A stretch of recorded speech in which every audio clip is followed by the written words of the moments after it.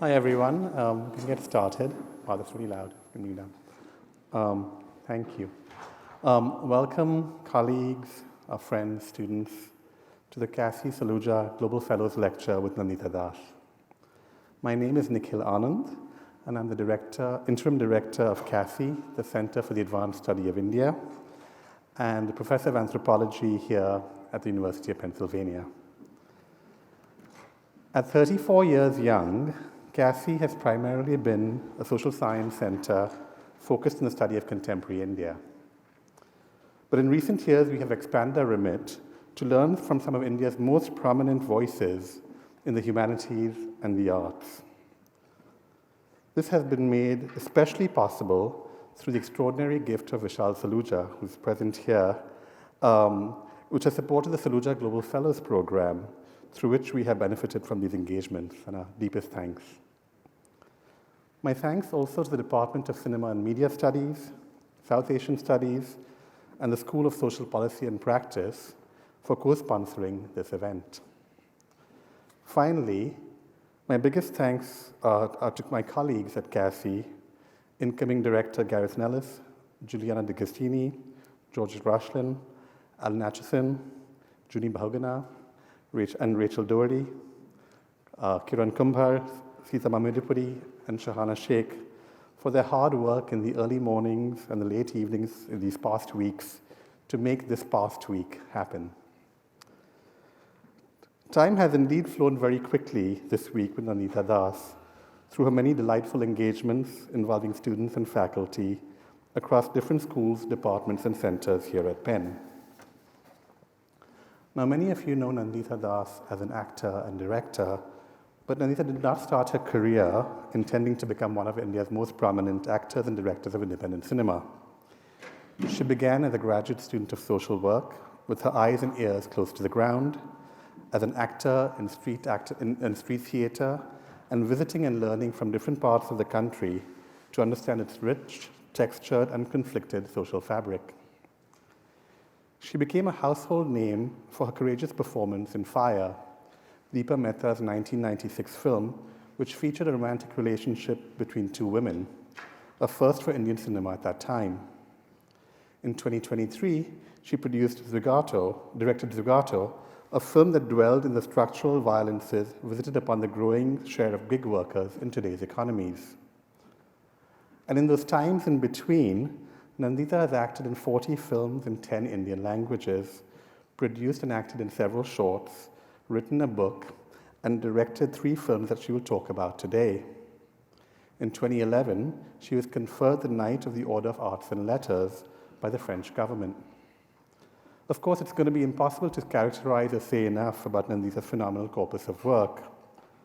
But at this time last year, when given the task of selecting a Saluja Global Fellow, in what was and continues to be an extremely disruptive moment in history, both in the United States, in India, and everywhere in between, there was a particular feature of her work that made it so timely.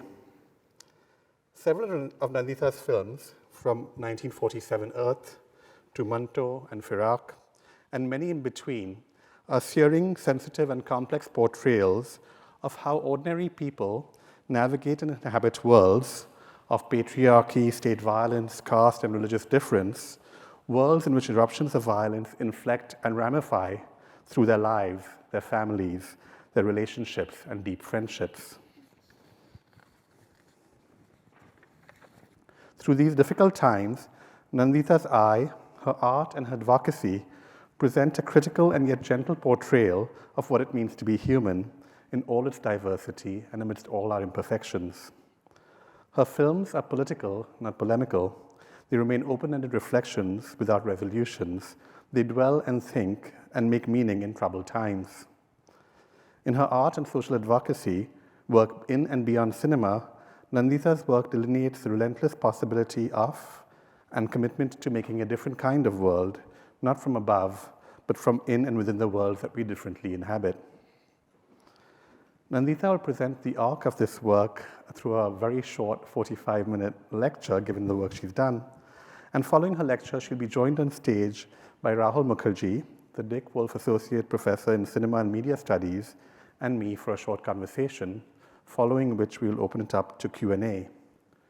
But before we begin, we'd like to play a very short video that introduces some of her work to those of you that are less familiar. And if you could play that video now. I didn't want to ever be an actor to begin with.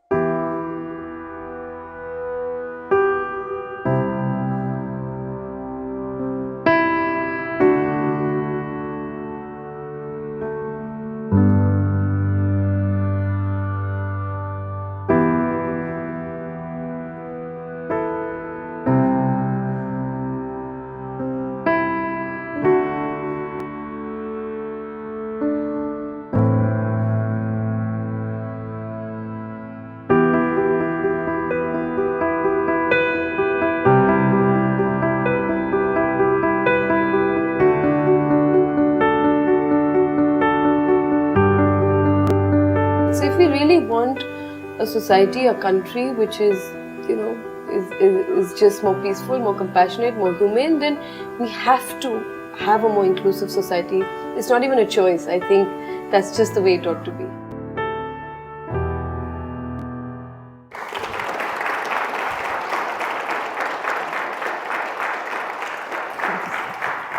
Thank you. That was a nice concert, a music concert we just heard. I can't see the first 3 rows. I'm not as tall as Nikhil, so I'm just going to stand here. I'm mic'd. So, good evening, everyone. Thank you so much for coming. This week has been just incredible. What an honor and what an experience. So, thank you, Vishal Saluja. Thank you, Cassie, everyone at Cassie. In this week, I feel like I've made so many new friends who are going to be friends for life. So that's what I take away from this whole experience. And I can see some familiar faces, students and faculty that I've met in this week and made all these new friends, new conversations, things to reflect about. I'm very envious, frankly, because you all are really lucky to be in this beautiful, on this beautiful campus, in this beautiful city, to dive deep into subjects that, sometimes we are not thinking about, to have that kind of depth, that kind of interaction. So I go with a tinge of jealousy, if I can confess, but I hope to be back soon as well. So today in 45 minutes, I have to tell you a little bit about my life. And Nikhil, where are you? You're there. So you've already said a lot, and thank you for your kind words. I'm going to try and start from the beginning, because I think our childhood really influences us in terms of who we are, and and when we were discussing what topic to talk about, and when Nikhil sort of said maybe talk about your journey, and in the last 1 week I have talked about fragments of my journey, shared my experiences, and so I was wondering if it's going to be too repetitive, but I myself am very interested in people's journeys. It's not about where they have reached, what they have achieved, but just the journey, the process.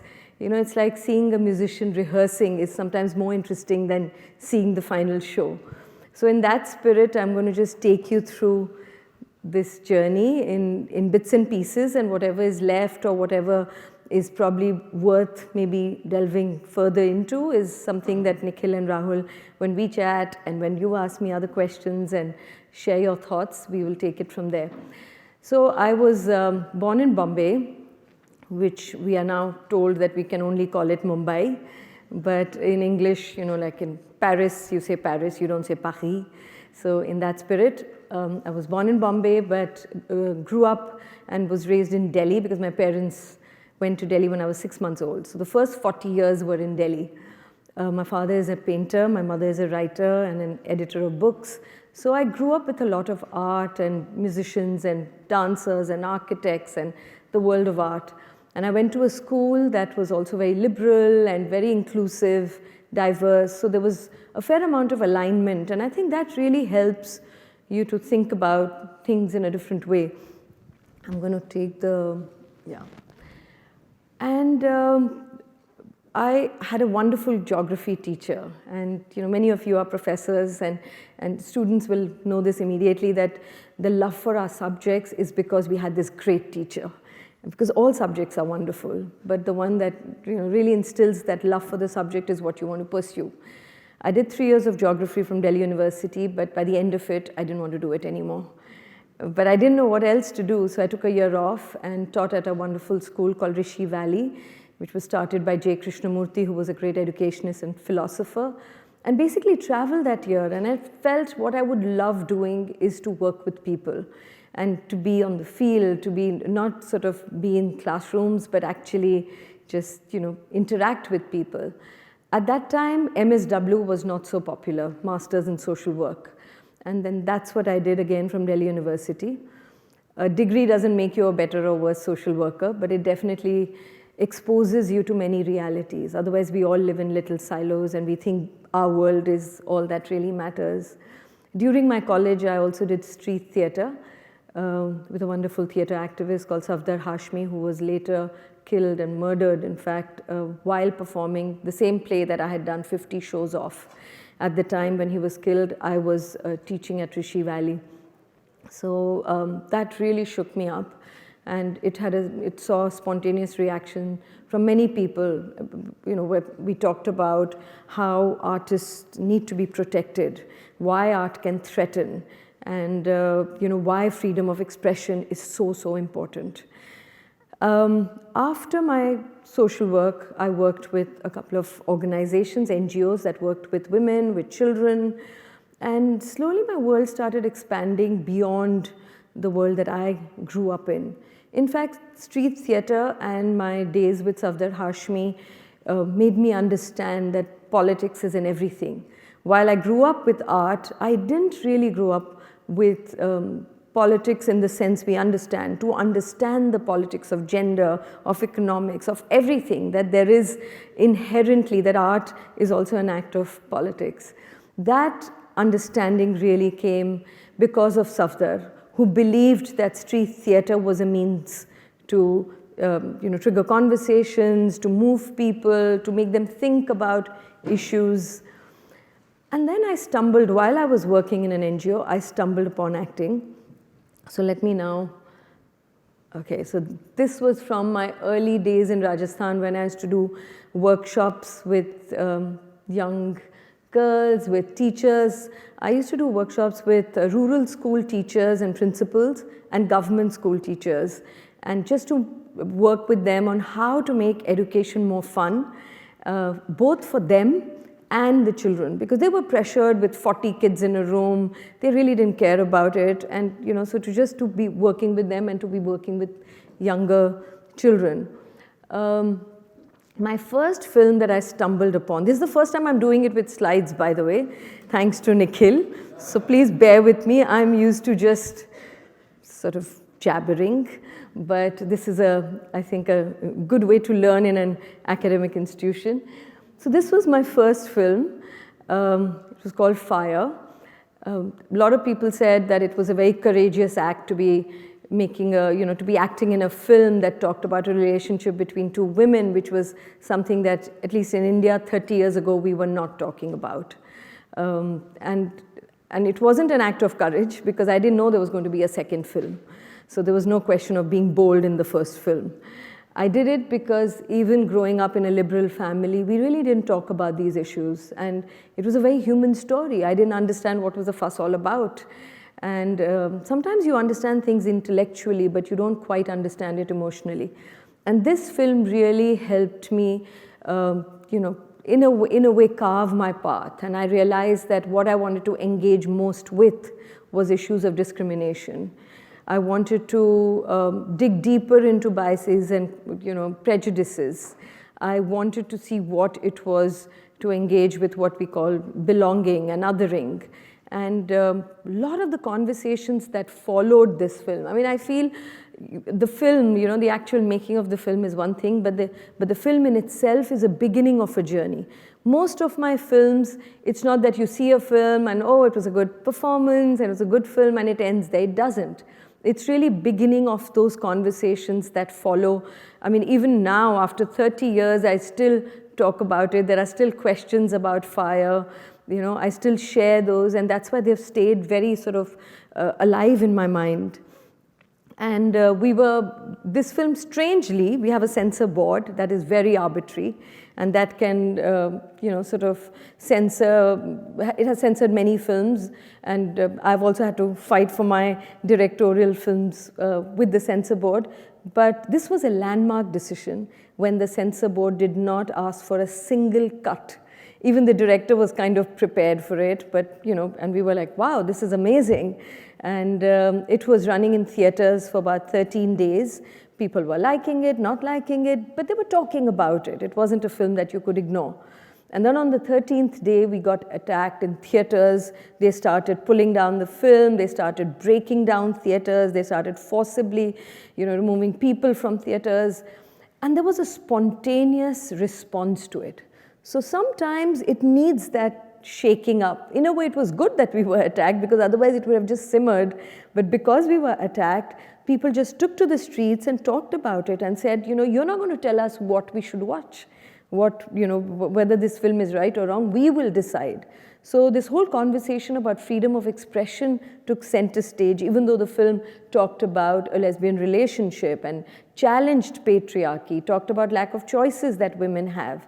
But it went beyond that and sort of broadened to talk about how important is freedom and creative freedom as audiences, as makers. And then with the same director, what's next? Yes, with the same director, she did a trilogy. So it was Fire, Earth, and Water.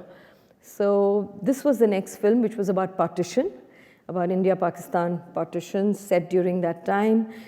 It was set in Lahore, but we couldn't shoot in Lahore, so we had to shoot it in Delhi. It was with a more popular actor, Aamir Khan. And strangely, after this film, many asked me that, this role must have been so much easier than doing, Sita's role in Fire. That was the name of my character, and her role was Shyama. So, Shanta, sorry. A lot of my characters are with an S. I have no idea why, but they all start with S. So there was an assumption that to play a woman who is in love with another woman would be more difficult for a straight woman than to play this complex character where she wants the attention of all her peers, all these wonderful men, the cook and the ice candy man and the gardener and all of that, but with innocence. And frankly, this was a more difficult role than to play in Fire.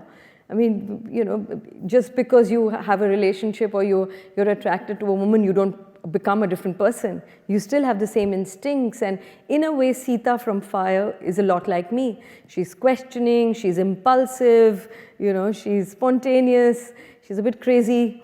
All of that seemed more like myself than Shanta of Earth. But this was an incredible experience as well. I was supposed to be part of the third in the trilogy, which is Water. And I and the actor who was in Fire, Shabana Azmi, we both shaved our head because we were going to play widows in Banaras in the 1920s, when widows had to shave their head, wear white sari, and their life was quite miserable. But again, the fringe majoritarian organizations attacked us on the first day of our shoot and stopped us from shooting. And we had to completely close down the shoot, and then the director and the producer had to shoot it 4 years later with a different name in a different city. It was still set in Banaras, but they had to shoot it in Sri Lanka, like out of the country, and they had to change the cast. So I couldn't be, unfortunately, part of Water. But this was, in a way, my entry into cinema, and yet I wasn't sure that this is what I wanted to do. I continued with my NGO work, and I was quite happy sort of doing both. Though suddenly I started being called to various, forums and to talk about things. And initially I was quite upset with this whole thing, because I thought I was really working hard and from morning to night with the communities, and I did far more work then, and nobody called me. And now that I'm an actor, suddenly I'm being invited to all of this. But quite soon I made peace with it because I think it just sort of, my social work started morphing into what I would say social advocacy. I realized I was getting a platform to talk about things I cared for, things that I was concerned about, and and it sort of exposed me to various forums, different people, and every time you talk, you're also first listening yourself. You're also talking to yourself and sort of reaffirming some of your own values or questioning them. So it was an incredible journey thereon. This was, Govind Nihalani was one of our amazing filmmakers of the time. In the 80s, there were a lot of what we call the parallel cinema. When commercial mainstream cinema became really commercial and very mainstream, a lot of the filmmakers wanted to tell more realistic stories. They felt there's really no need for a song and dance, that your protagonist could be from the working class or could be, talking about issues that really they cared for. And also there was great literature in India, which the mainstream cinema wasn't really adapting, but independent cinema increasingly was adapting great literature. So this was by a very sort of renowned and very well-respected writer, Mahashweta Devi. Her story, Hazar Chaurasi Ki Maa, which means the mother of 1084, which was, it was set during the Naxalite movement, the extreme left movement in Bengal. And she's a very well-known actor, Jaya Bachchan, and I played a Naxalite. And it was a very powerful story, and it was really a great experience for me to be part of it. This was again filmmaker Shyam Benegal. In fact, Govind Nihalani was often the cinematographer of Shyam Benegal. He was one of our early parallel cinema filmmakers who really defined a kind of cinema, who really talked about real people in real situations. And in fact, some of the early films that we saw about women, and we talk about female gaze often, but the films that we saw that put women in the center or talked about their issues were actually made by men. So, it's not so binary that only women can make films with female gaze. In fact, most of the films that I saw from India that were about women were all made by men because there were no women filmmakers at the time, or hardly any. And this was a film about the reproductive rights of women in a rural setting. And when Shyam Benegal called me and he gave me this role of Afsana, this character that I play. She's bigoted, she's conservative, she's jealous. I mean, I wanted to believe I was not any of that. And she really dislikes Shabana Azmi's character, who was my lover in Fire. So it was like, and I said, why would you think of me for this role? Because I'm not all of this. At least I want to believe that I'm not. And he said, you have to stop being an activist. You have to stop seeking roles that are more like yourself, but you should be doing things that are not you and exploring it. And that was a big lesson for me, because I remember the first day that I was on the set of Hari Bhari, I hated my character and I was really judging her and I was making a caricature of her probably. But by the afternoon, I started embracing her, understanding her. And even if it's like even if you're playing a villain, you have to understand why that person is who they are. And it was a big learning for me that how to be non-judgmental about your characters. And that's why sometimes, I feel like the films I've done, the characters I've played, in a way fed into my understanding of social work, and what I had learned during my social work days and the kind of interactions I had made me understand these characters and these contexts and milieu. So this was a very sort of significant film for my own internal journey as an actor. In between, I kept sort of doing my social advocacy, social work, whatever you call it. This was a big rally in rural Anantapur, which was in Andhra Pradesh. It was on Women's Day. Since I was 17, I think I've been going to Women's March on 8th March, as we know, is the International Women's Day. And the people there didn't really understand enough of Hindi. And obviously, I didn't know Telugu. And it was a very interesting interaction. And after that, I met with the women, with about 50 odd women, and it was incredible. You didn't need a language. You could just communicate because of a certain sense of empathy and togetherness and a sense of sisterhood. And some of these experiences I hold very dear to myself, because sometimes people think, oh, you didn't do commercial films, you've missed the bus, and had you done that, then even the kind of films you've done would have had more traction. But I don't think I would have had this life. I don't think I would have been the person that I am, thanks to all these experiences as well that took me to various parts of the country. In fact, even the films that I did, and I'm going to now, I'll come to that. This is an Indo-Pak Peace Initiative. The tall gentleman with the white mustache, he's Kuldeep Nair. He was a very senior journalist and a parliamentarian, and was also the High Commission and sort of ambassador in a couple of countries. And the lady in green was from Pakistan, Asma Jahangir, a great lawyer and an activist who did a lot for especially women's rights and generally political freedom. And Wagha border is where India and Pakistan, one of the main borders. And on 14th August, which happened to be Kuldeep Nair's birthday as well, we used to do a candlelight march, and we used to all sing together.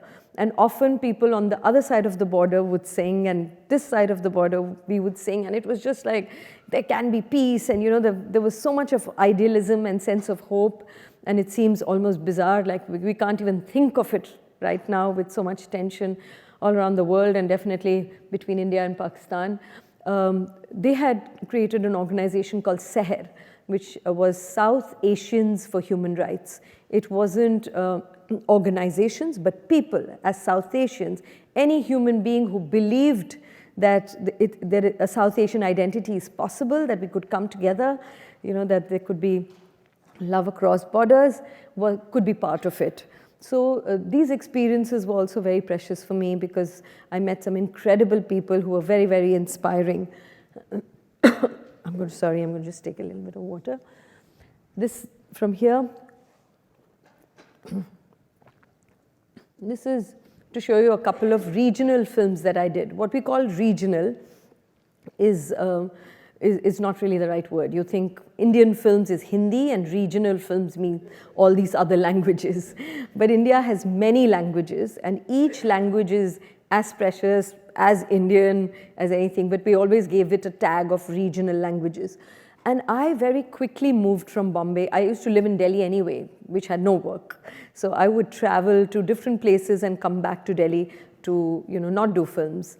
But these films took me to parts of India that I probably would have never seen otherwise, because and stories and because these were mostly independent films, it was not so hierarchical. Coming from a social work background, I did do one or two films that were little more mainstream for me, but for them it was what we call in Hindi hatke, which is like different, more independent, but they were deeply hierarchical. So sometimes people ask me that, oh, did you not do commercial films because you would have to sing and dance around trees? And I'm like, I actually really enjoy dancing, so I don't think I would have minded that. But what I was most uncomfortable with was the inherent hierarchy. And I didn't have the struggle of an actor where you do small roles, you do auditions, there's sometimes casting couch, and then you get an important role. I, in a way, skipped it because I didn't want to be an actor. And so when you don't have a goal, it actually also frees you up. It kind of, you get it, you don't, you don't. You are sort of more invested in the journey and what you are getting out of that experience. And in this film, actually, I did a cameo. So I mostly did either the leads or the cameo. So in a commercial setup, you are on the top end of the hierarchy. I mean, any setup, you're on the top end of the hierarchy. And it was quite difficult for me to be sort of standing in the sun with an umbrella and with shoes and all of that, where all other junior artists would be without umbrella, no water, bare feet if it was a rural setting. And that's what kind of pushed me to regional cinema. And I was like, I don't speak Tamil or Malayalam or Telugu or Kannada, but I'm going to do films in those languages. It's easier to learn a language that you're not familiar with than to have to compromise and do films that you don't believe in. So this was a film called Kannathil Muttamittal, where I play sort of what would be seen as an LTTE, the Sri Lankan, some would call it militant, some would call them freedom fighters, depending on which side of the coin you are at. But this was a powerful story, and I met, in fact, some students here, I don't know if they are here, but who had seen this film, and yeah, it was one of the memorable experiences. Mani Ratnam is one of our major filmmakers from the South, and even pan-India. So this was really a really nice experience. This was a film called Bhavandar. Sandstorm is the English title. This was based on a true story of a woman who was gang raped more than 20 years ago, or maybe more actually, called Bhavri Devi. She was from Rajasthan.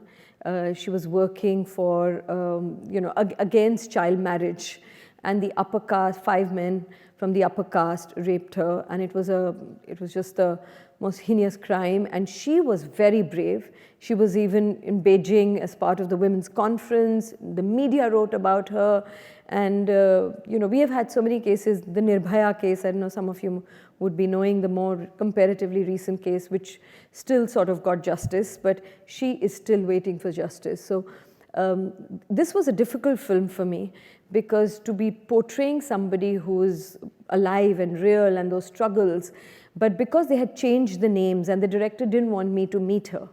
And he said, no, I don't want you to meet her, because then I don't want you to get trapped in how she sits and how she talks. And it's not about really her, it's about her spirit and her story.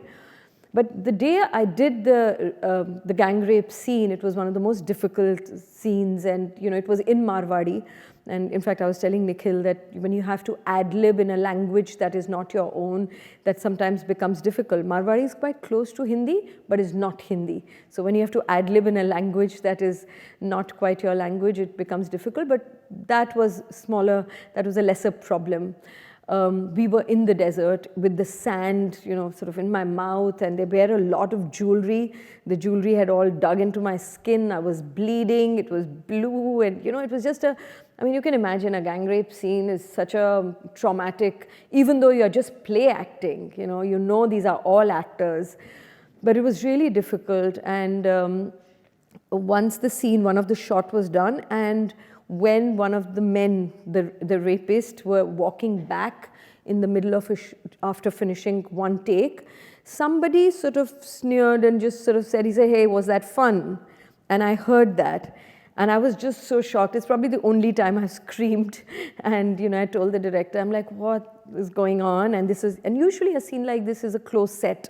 But if you're, in the desert with everything open, there's no question of a close set. And I told him that day, I said, you know what, I'm going to go and meet Bhavri Devi. I'm not meeting her for any mannerism or, trying to copy anything, but I just want to see what she's made of, like just as a woman to woman. Because even acting it, I felt a sense of shame and anger and, all those emotions.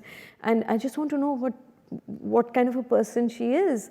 And he said, yeah, no, definitely you should. And in fact, we had to do this scene in 2 slots because some of the actors had to go back to do something else. And they, so it was really difficult also to break it into, not to have that full graph. You sort of go through that whole trauma twice over. And I went and met Bhavri Devi. She's an illiterate woman who has been fighting her case. They don't allow electricity in her house. Every time they break the electricity, they tear off the electricity wires and the cables and all that, she puts it up again. They don't let her take water from the well. She made her own well. And a lot of activists are also helping her. And she has educated both her children. They are doing really well. And, and she has a very, he's no more, but he very supportive husband. It was just so wonderful to see that kind of a relationship and that kind of sort of solidarity. I think men, women gain so much strength when they have a supportive partner. And I'm generalizing, but most women are supportive, of men's achievements and their journeys.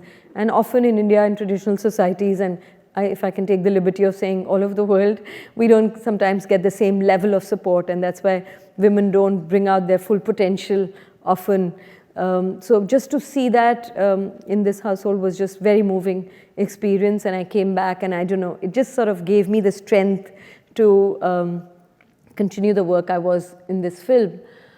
Mrinal Sen was one of our greatest filmmakers. Like if you say, 3 or 4 great filmmakers like Satyajit Ray, from Bengal again, Satyajit Ray, Ritwik Ghatak, Mrinal Sen, he's part of, they call him sort of the trio in that sense. He was the last one, his last film I acted in.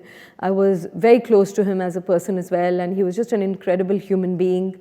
And till the very end, he did films that he truly believed in. This was also based on a story, and this was just a very important film, both personally and, actually the personal and professional in my life hasn't been so separate. So I don't know how to even separate it. So everything that's professionally, when I say something is good, which means it's also very good at a personal level and vice versa. This was again a Mahashweta Devi story called Mati Mai, and by Chitra Palekar. It was her first film and probably the only film that I think she's done. Her husband is a known actor and was more prolific as a director, Amol Palekar. This role was especially interesting for me because in most films, I have done characters that are ordinary. They go through an extraordinary situation. It brings out the extraordinary strength in the woman. And then you see, in some ways, her sort of, her arc of sort of being empowered or on that path. This film was just the opposite. Here is a woman who in her village, am I running out of time? Because I think I'm spending too much time on every slide. Is there? Oh, okay, I have to run, sorry. Anyway, I won't tell you the story, but it's a very interesting story where the arc is just the opposite of an empowered woman who the society starts ostracizing and she starts losing faith in herself. And, they completely ostracize her and she becomes, they call her a witch. And it's a very interesting story by Mahashweta Devi, and I was just completely taken in by that story and the character and what even a very confident and, witch hunting still happens, unfortunately, but in subtler ways. Sometimes you're really strong, but if you're constantly, your sense of self is chipped away, you can lose that sense of confidence. So this was also a very important film. This was another film in Telugu about the Banjara. They are a tribe. And I have to run, so I'm not going to be able to tell you about each, but these were interesting films that I've just tried to select a few. This was a Malayalam English film set during the British time called Before the Rains, with one of the most amazing cinematographers who also is a director. These were some of the regional films. This was a crazy scene. This was Antony and Cleopatra in Malayalam. So it was called Kannagi. Malayalis usually remember the songs and they still come up to me and say, Kannagi, whatever, all of it. But there was a real snake, by the way, and the whole unit was scared when it was going, but they happily put it in my lap. Actors are foolish people. They will do anything in the moment if you tell them to do. You feel like, oh, I'm committed to it and I must do it and, come what may. And I had to do 2 takes, not 1. I was foolish twice over. This was another film about, so in this film, in fact, I'm playing a social activist in England who is supporting this woman who actually changed the rules, the law for domestic violence. And there was an organization called Black Sisters and, they worked towards it. Also to show and say that, somehow my social activism and those interests were also kind of merging with my film work. This was a film I did in Pakistan. I was the only Indian and got a bit of flack for it. But it's an interesting film and again talks about the humanity of people. And Mehreen Jabbar, the director, is now a very dear friend and really enjoyed the experience shooting 80 kilometers on that side of the border. And strangely, they couldn't understand the local language, which had a lot of Sindhi and which is closer to Hindi. So I could understand a lot of the words, even though I was in Pakistan, and the Pakistanis couldn't understand the language. This was just sort of in the jury. I was very fortunate that in 2005, I was part of the main jury in Cannes, and with the likes of Toni Morrison and Agnes Varda and Salma Hayek, Javier Bardem, Emir Kusturica, some incredible filmmakers, actors, thinkers, and it taught me that the best of people, you can still you can still have differing ideas about cinema, about life, and that it's not a judgment on who they are, but just the fact that one can discuss and deliberate, and the deliberations were the most exciting part of jury. I don't know why, but they called me again for the short film jury, and I'm very fortunate. And Jane Campion was the jury president, and this was in 2013. I was very lucky that Manto, my second film, which was in 2018, I'm going to talk about my directorial films, but that premiered in the Uncertain Regard section, which is one of the 2 official sections in Cannes. And of course, the team was thrilled. They all wanted to be there. So I usually on the stage 3 or 4 people come. And I told the head of Cannes, I was like, I'm sorry, but 30 people are coming. He was like, no, there's no way 30 people can come on stage. I said, no, they've come from India. They all want to be on stage. I'm sorry, this is India. You've got to get all 30 people. So all 30 people were on stage. This was 82 women who sort of protested. So, Cannes has had a long history. I think it's been there since 1946 or something. And 1,646 or some such number, this was in 2018. And it was that many films have really competed for the Palme d'Or, which is the highest award in Cannes.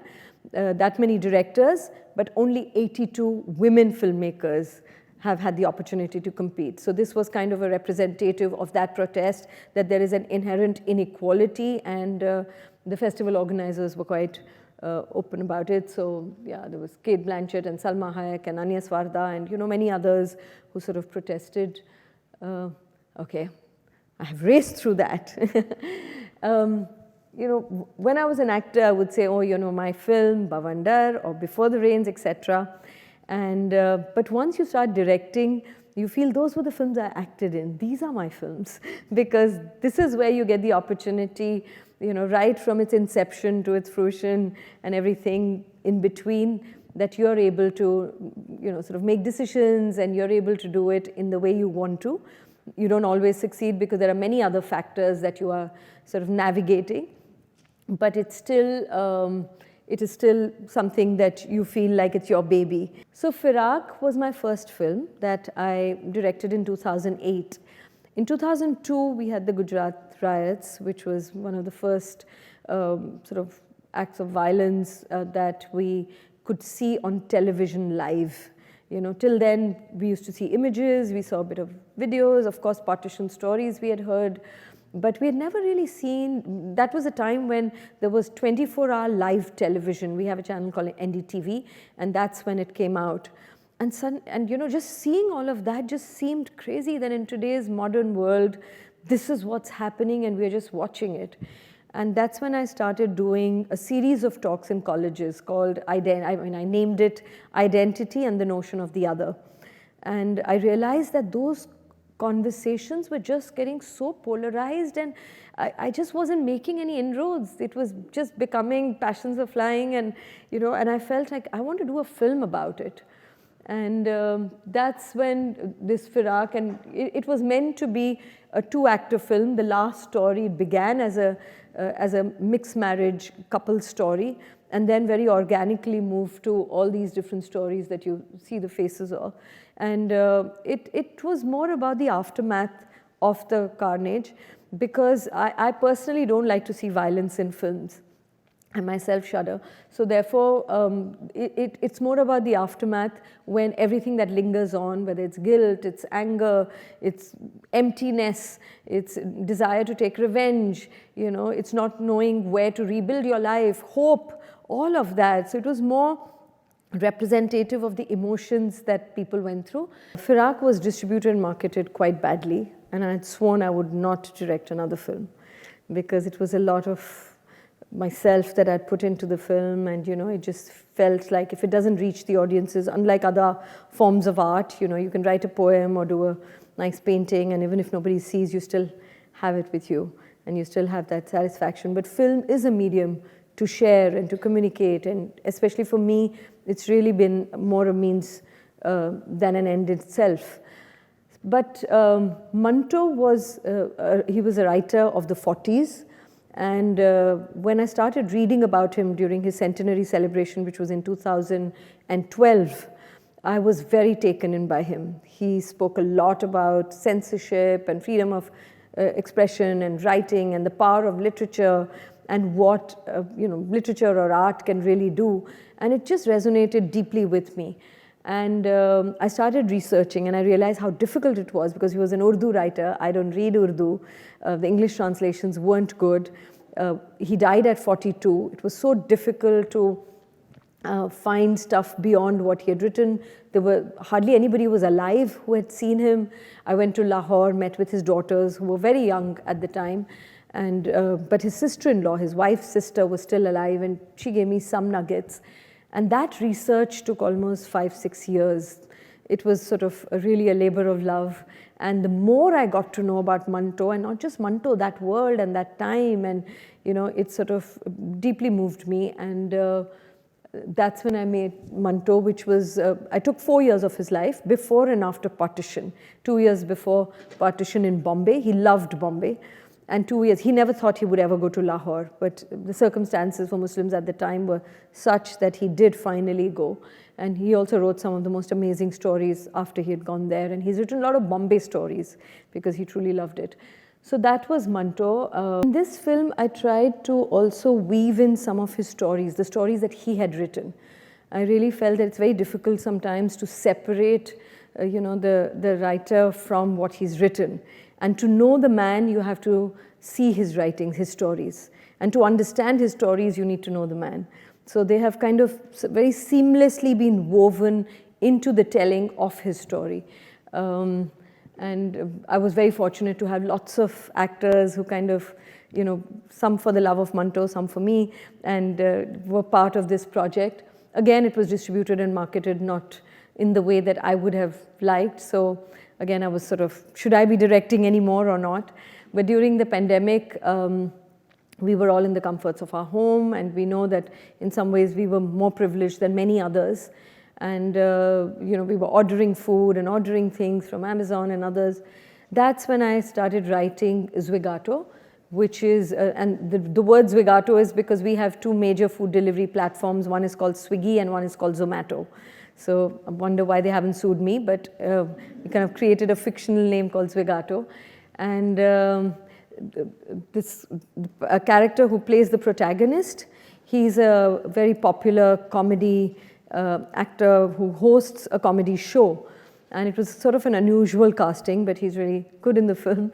But more importantly, it sort of talks about 4 days in the life of a food delivery rider and his family, and his relationship with his wife and children, and just what that world is, and how we as consumers are also complicit in the way we have created these platforms, in the systems, and for our convenience, how we have overlooked their lives. And the idea was to kind of invoke empathy and for us to understand, again, the other, those who are around us but are kind of hidden in plain sight, have been made invisible. And a lot of our mainstream cinema, earlier we used to have the regular worker, a protagonist. Increasingly, they are just vanishing from our collective narrative, both in films and in our conversations. So this was, again, a film that was sort of very organically born. In this film, while it is about the gig economy and the food delivery rider, but in any context, when you do a film about one particular thing, you're also talking about, you also want to do justice to the whole milieu, the context, and the intersectionalities of whether it's gender inequalities or whether it's religion, whether it's caste, because all that is what also forms that time and that world. So I've tried to sort of bring in those elements as well, and bring in those nuances. What really interests me is complexities and those nuances that don't have easy answers. In fact, most of my films sort of are kind of open-ended. A lot of the times people ask that, are they more optimistic or are they more pessimistic? And I don't know how you feel about it, but some days one gets up more optimistic and there are days that you get up more pessimistic, and both are true. So I feel like they need to be rooted in reality, but hope is important. we have to carry on in whatever way we can, and that's why I always give a tinge of hope, but rooted in reality, so that you don't sort of go out of the theater and just sort of start having your popcorns and plan your dinner, but those questions still stay with you. Sorry, my time is up, but we are going to continue the conversation. Thank you so much.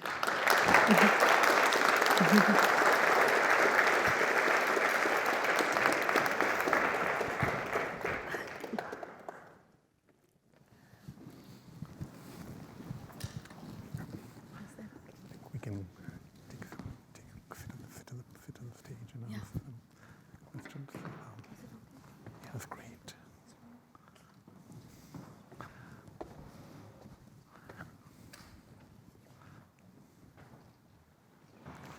That's a balancing act.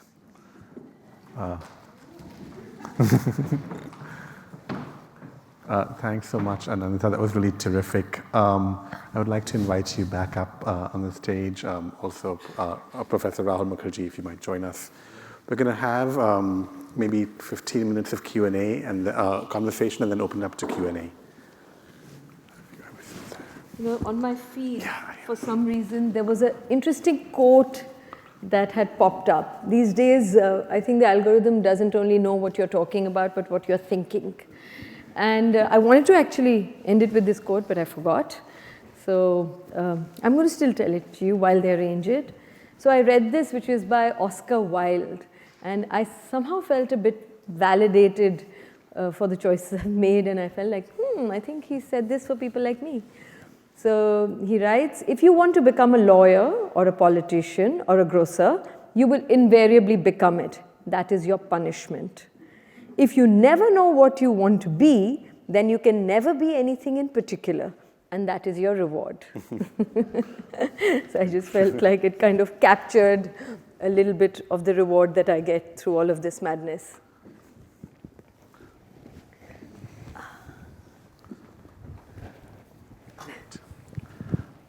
Yes, Rahul, would you I've like been to? put on a spot. Yes, I'll start. Just thank you again, Nandita, for spending time this week and chatting with our students who already so much want to work with you, learning about how to script, so on and so forth. Thank you for having me in your class. Oh, thanks. Yeah. Maybe this could be a question about how your many roles of acting and being a social advocate then go into your filmmaking.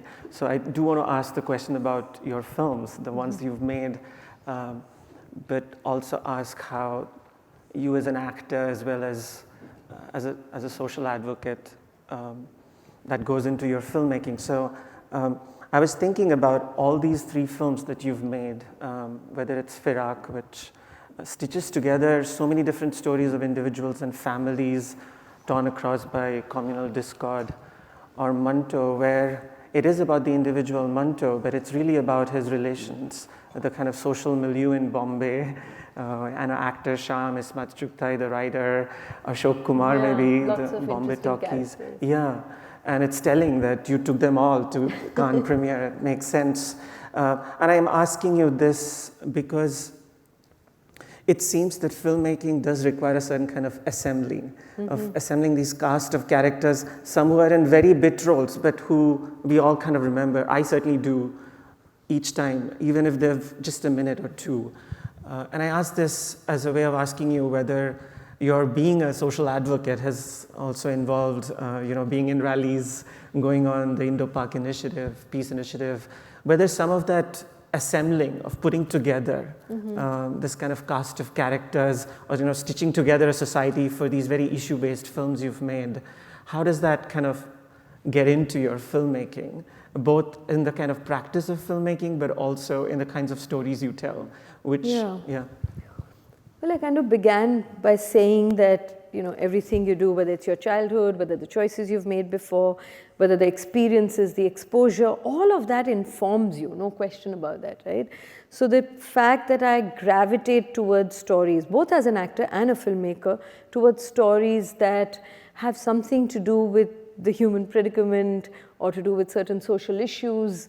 Although I don't like sometimes people say, what is the message in your film? You know, these messagey films, it sort of feels like you're hammering a message. I don't like to hammer a message.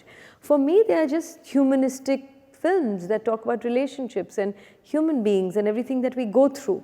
Through that, if you feel something, if you understand something, that's great. You know, so different people probably take different things also from the same film.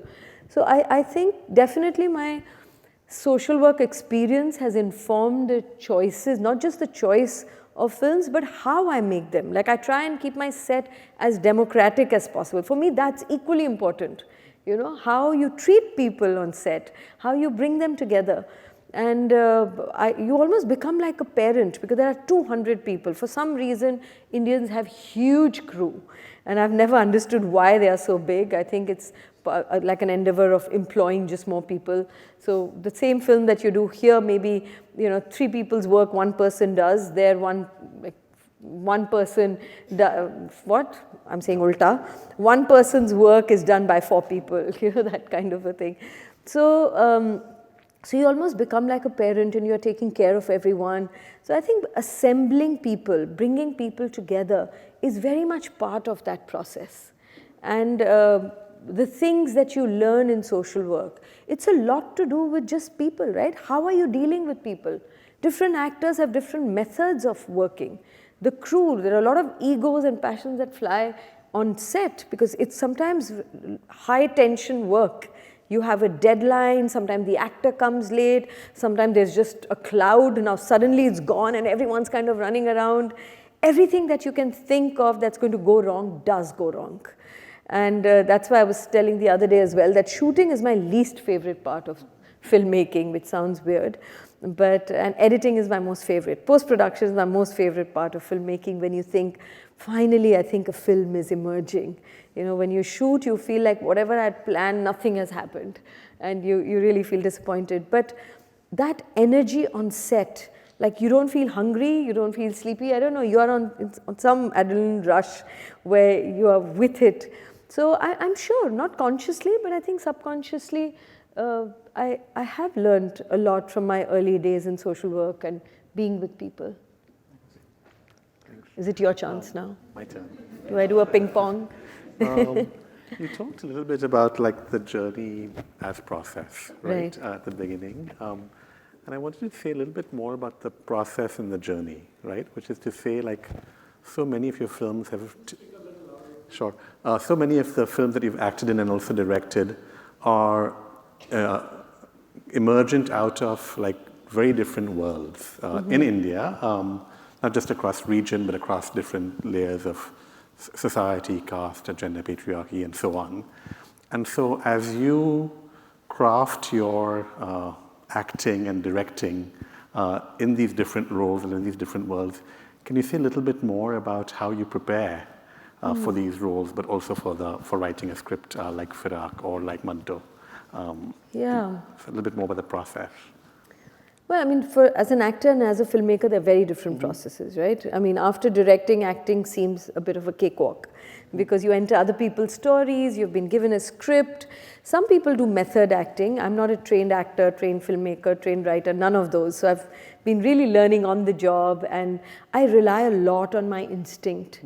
I'm impulsive as a person. I just go with the flow much more. Like some people do, you know, storyboards and they really come prepared. I usually just immerse in the space. I choose every location myself so that I know what the space is like. I get the actors, we see what they want to do, and the cinematographer, the sound recordist, we all look at what they're doing.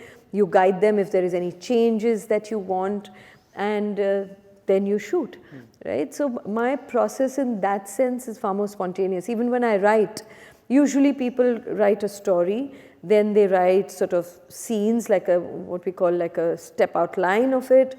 Then we have scene divisions, then we do a screenplay without dialogue, so you know in every scene what's happening, then you populate it with your dialogues. I don't do any of that. I just perform like an actor. I write with dialogues right from the beginning. So sometimes I really write a lot because I'm writing one scene after another, and sometimes a whole scene just goes out of the window. So, and like everything, there is duality in it. There are advantages of learning. If I had, like I told you that day as well, that I wish I was in your cinema class and the professors that you introduced me to and, who I met, I wish I'd done a screenplay writing. I would probably save time. I would understand the science of it, the craft of it. But for me, the craft is not so different from, the other aspects of it. So I feel the flip side of that, the good side of that is, because you don't know the grammar of it, it also frees you from grammar. You don't have to have, oh, let me set up this, therefore there will be a payoff now. Everything is a little more scientific. When you know something, you want to make it a little more scientific. You want to make it logical. If there are 3 good people from this community I've shown, I must also show 3 good people for this, so that it doesn't look like it's, skewed. And so you do it more as a craft. But I think sometimes I feel it's also nice to not have that pressure, to see how it flows and not sort of make too much of a science out of it, and keep that alchemy in it. And, so yeah, I mean, ideally a mix of those two would be really good. But till now, this is how I've written. And my new project also, the one that I'm working on, like I feel a script is like an alive thing. Till I don't shoot it, I keep tweaking it, I keep changing it. Because there is no one right or wrong in a screenplay. I mean, even when you're editing a film, you sometimes move scenes around, you sometimes make it too short, and then you feel like I've lost something really nice, and then you bring it back, and maybe it takes a little longer, but it has its own rhythm, I think. It has its own method to that madness. So yeah, I don't have a great process to teach or to tell about, but that's my process. Yes. This is more maybe specific about both the craft of acting and the craft of directing. I asked this because, I mean, it was great to just, thanks for taking us through that journey. I mean, working with Deepa Mehta, Govind Nihalani, Shyam Benegal, Mrinal Sen. I must say that I have been watching you. I told you that I cannot be a film critic or a film professor. I have to be your fan, because that's been my longest role for a long time. And one of the things I've very much appreciated is the kind of restraint with which you've acted as well as directed topics which are deeply sensitive. Say in Deepa Mehta's 1947 Earth, or your film Firak, or your film Manto. Communal strife maybe is one way to think about. But why I ask this is that it's one thing to say, well, yeah, restrained, but I think even for very well-intentioned actors as well as filmmakers to make films, they're not trying to be sensational about this kind of an issue of communal riot, for example, but it ends up looking like that or appearing like that.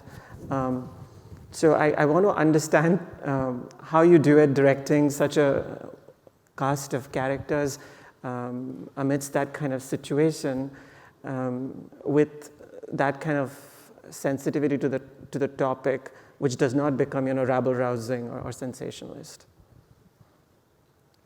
I mean, I think you want to make films. Am I on? Yeah.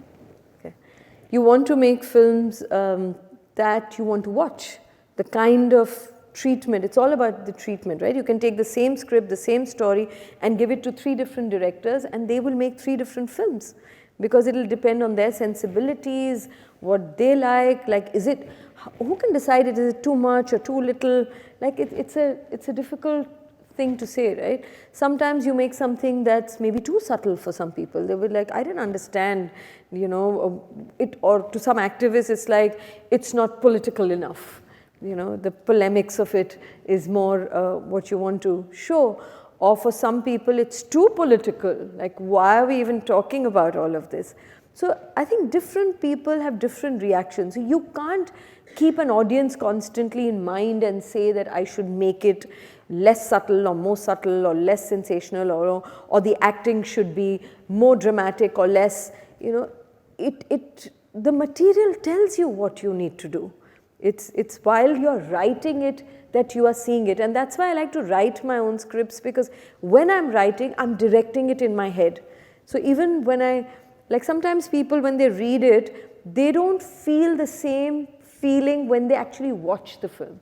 Like some people have read my script and said, oh, but I don't feel that kind of a tension. I think it's a bit plateauing, you know, where are the big highs and lows? And when they watch it, they were like, oh my God, I was fearing for this character throughout.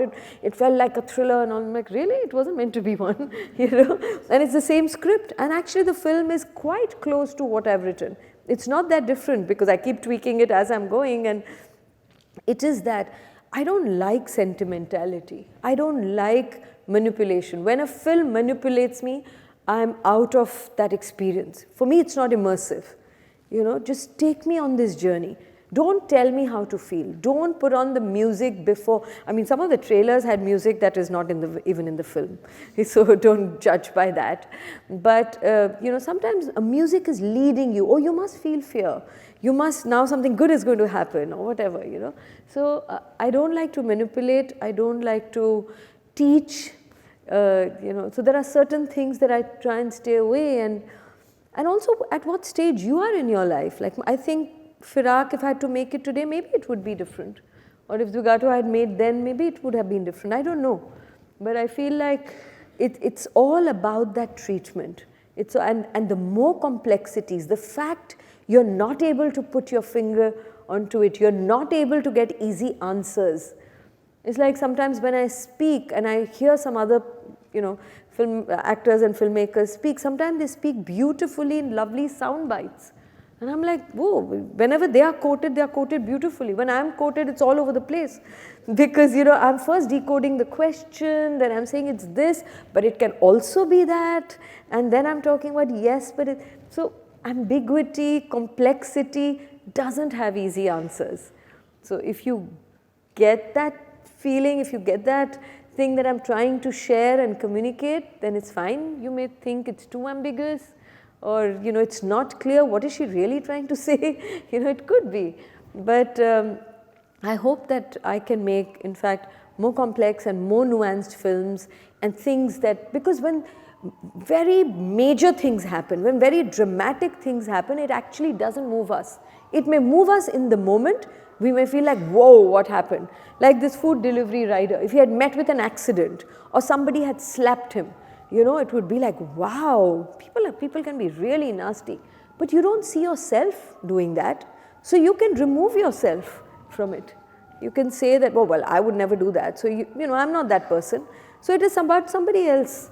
But when it's really little bit, when it's subtle, when it's like, if somebody is angry, I'm going to give you such bad rating, you'll remember. You'll know what I mean. I have that power to put you in your place. That's a thought that I could get in my worst moment.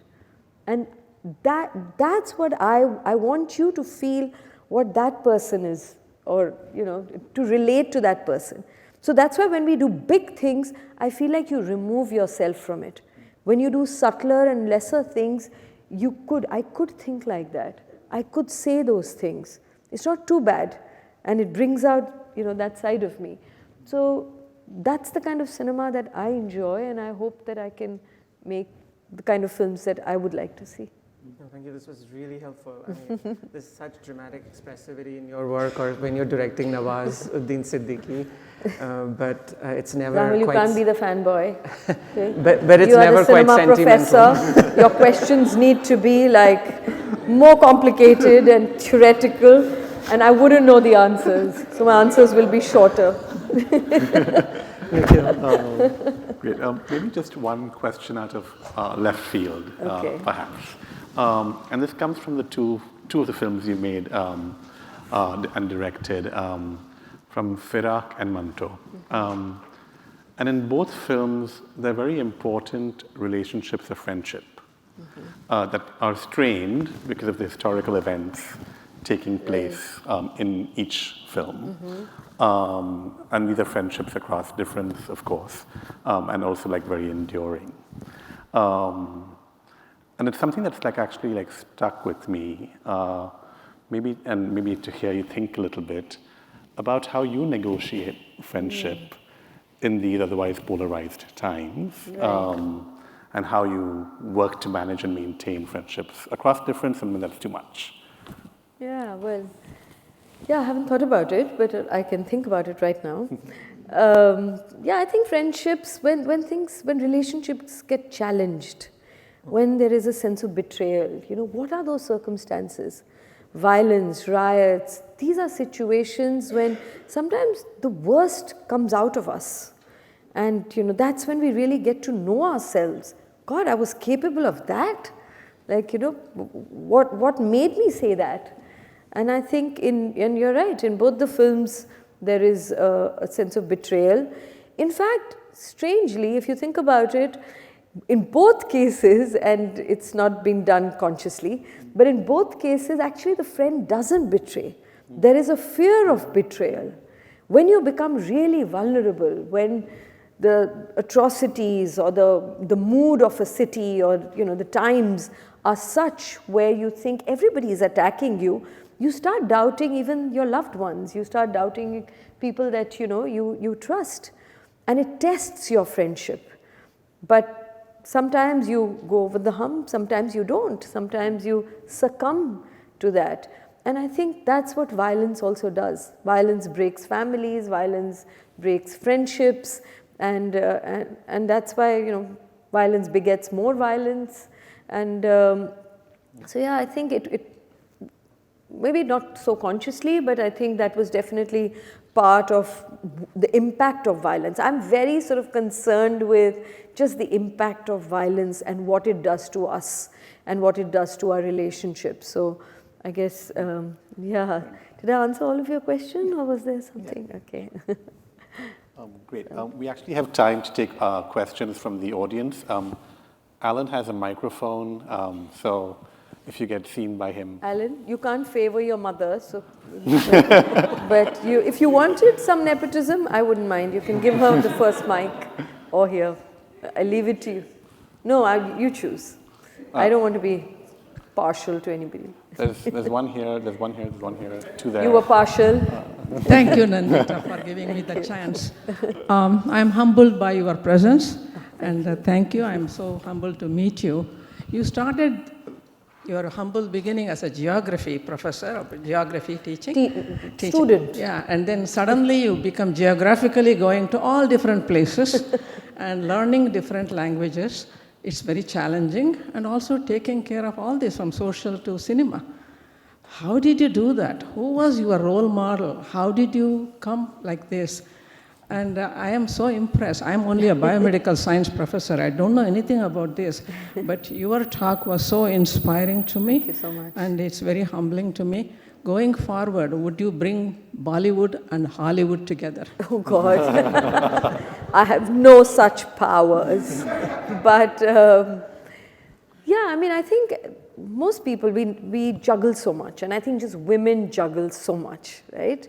I have a 15-year-old. I'm a mother, I am a daughter. Earlier in the day, Vishal and I were talking about our parents are at an age where we are also remotely taking care of them. We are taking care of our homes, we are taking care of our work. And as women, somehow we just want to optimize. We want to be the best all the time. And we take on that pressure on ourselves. And I'm no different. I go through bouts of guilt, I go through bouts of doubt. All of that, and I think I would also not like to juggle. When people compliment me for my multitasking skills, I'm very sad about it. I'm like, but I don't want to be a multitasker. Why be good at something you don't want to be? So I wish there would be a time when I don't have to do so much. In terms of role models, I think many people. I've been very fortunate that I've met so many interesting people, and they don't have to be big names.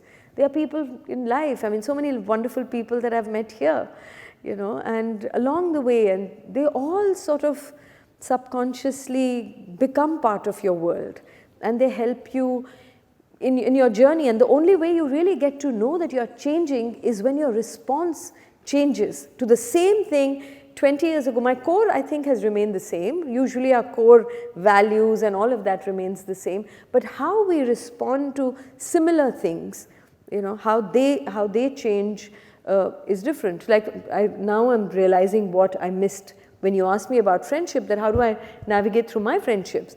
So there's an actor here who's a very, very good actor called Paresh Rawal. His political views are diametrically opposite from mine. And sometimes my sort of left-inclined progressive friends sort of tell me, why did you take him in your film? You know, and my answer is, I don't want to do what they are doing to us. Because, you know, I'm constantly, or people like me are alienated, ostracized even, that, you know, we don't want to take these people. They are too left of center, or they are too liberals and all of that. If you're a good actor, you should ask that question to that person, why is he working with me? Because, you know, we are in the same boat. So I think friendships, I think I was much more strident before. I would fight more. I took myself more seriously. I would go to a lot of television panels. I would speak my mind and all of that. Now is the time to subvert. Now is the time to be thoughtful. Now is the time to be more reflective. I don't feel that same need to maybe even speak as much after saying all of this. I'm saying that. Seems a little ironical. But largely, you know what I mean, that I think we change because we know that we are changing because of those responses. So I have tons of wonderful people who have inspired me and influenced me constantly. Yes, please. Thank you so much for being here. Thank you. I should first say I was already coming to this for weeks, and then you posted on Instagram. My mom calls me and says, you have to go, you must. And I said, it's on the calendar, don't worry, I'm going. So thank you for being here. You know, something that I've spent some time here studying is the human rights landscape around the world, and something we talk a lot about is transnational advocacy networks, basically saying that in the fight for various human rights, you have various different organizations that are part of that. And I had not really thought about cinema as one of those mediums. It's of course a major medium. So I guess my question to you is, when you make these pieces of work on different social issues of the day, oftentimes they do intersect with human rights. How do you think about the activists that are actually in this, you know, kind of that are or running nonprofits or running these civil advocacy groups? Do you consult with them? Do you consult with them on maybe the issues that they want to underscore in those works, or do you see the art as kind of separate and maybe your own interpretation of these issues? Thank you. Yeah, so there's so many social issues. It doesn't mean that I've made these 3 films and that's all I care for, right? There are many issues. Sometimes you do consult.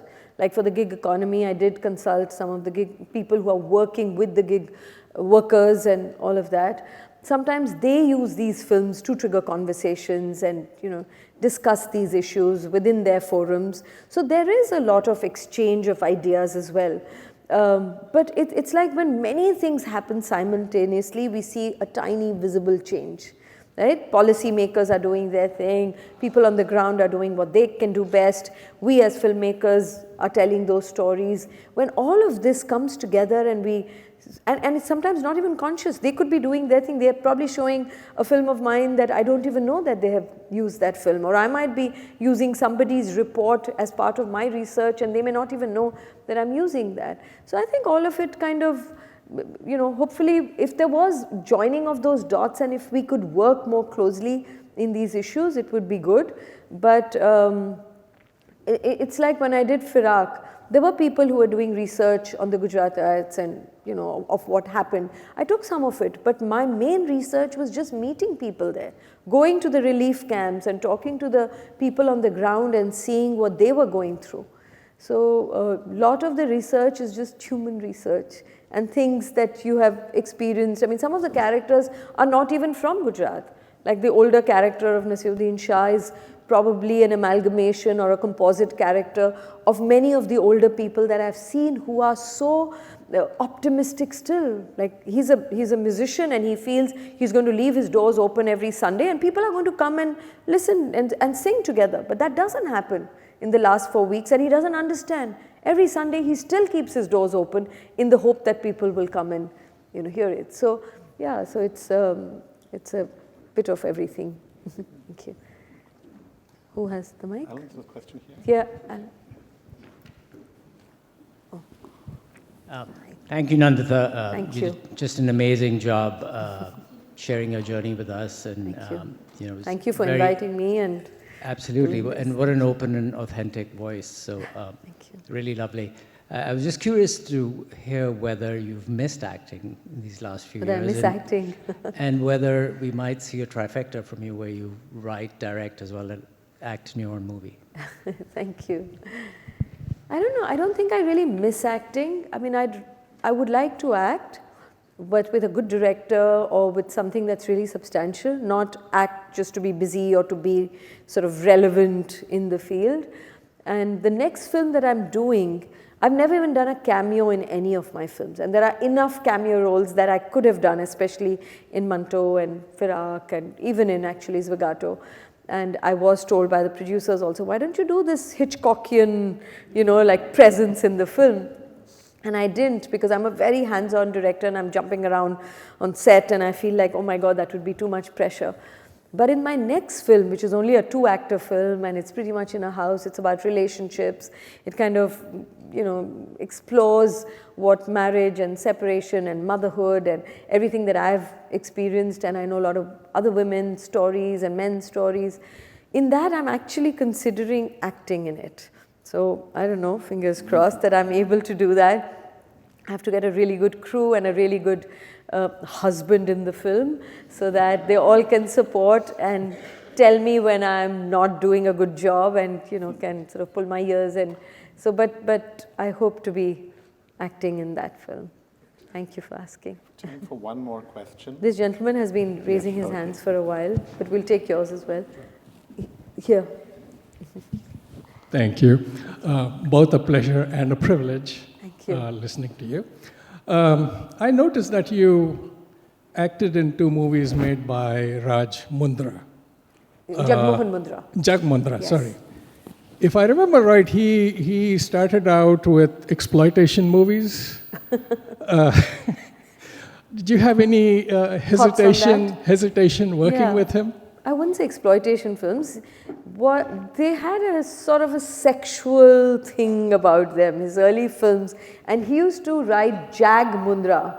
So he had 2 lives. He had a Jag Mundra trajectory and he had a Jagmohan Mundra, which was Kamla, Bavander and Provoked. And then he had a Jag Mundra films, I don't even know the names. Well, initially when he came to me for Bavander, I was like, no, it's all about the gays. If he's going to do this film, I'm not so sure how it's going to be. But again, we come up with so much judgment, right? And when I actually got to know him as a person and where he was trying to, why he was doing this film, in fact, my hesitation really went. And he was very, very committed to it. And it was like he was switching. That was his, I don't know, bread and butter. Some people are able to, sort of separate their halves of the brain and do something for money and something for their heart. I don't have that talent. But so yeah, I think once I started working with him, I think he was very sincere. There was this person here, he's been, sorry, can we just, because he was. Namaste, Nandita ji. My name is Ansh. I'm a 4th year. Can you be a little louder, please? Sorry, yeah. Thank you. Namaste. My name is Ansh. I'm a 4th year studying the South Asia Studies department. And you actually had come to our class a few days ago, and I wanted to ask you this then, but Right. I was curious. Colorism is still a very, very prevalent concept and phenomenon that exists diasporically and, of course, in South Asia as well. And, of course, you've led campaigns directly addressing it, but also I was curious, how does that kind of weave into your filmography and sort of your cinema work, but also in your personal story, and what kind of motivated that journey for you as well? Right. So, I mean, for the longest time, I've answered questions about, when I used to talk in colleges, often some girl would raise her hand and say, how come you're so confident despite being dark? And I'd be really like, being dark has something to do with your confidence. And we would talk about it, but it was never a standalone issue for me. I always thought there were bigger issues. Women are grappling with so much more. There is, all kinds of sexual abuse. There is female feticide. There is dowry. There are so many bigger issues that colorism for me didn't, I felt, merit a standalone attention. But in 2013, there was an organization called Women of Worth they reached out to me and they said, would you support, we have a campaign called Dark is Beautiful, and would you support it? And I said, but I don't even like the name of this campaign. What do you mean Dark is Beautiful? You know, there's so much pressure on women to be beautiful. That in itself is sort of really not needed. And also Dark is Beautiful is too much of a response to Fair and Lovely. But they seemed really genuine, and you know, I gave a photo and I sort of gave a quote, and it suddenly became viral, and suddenly a lot of media started talking to me about it. I didn't realize it that it needed just a face to that campaign. I hadn't even heard of this campaign before that. And suddenly I was talking about colorism, and people started associating me with this campaign, and they thought I had started this campaign. And then I realized that I was really wrong.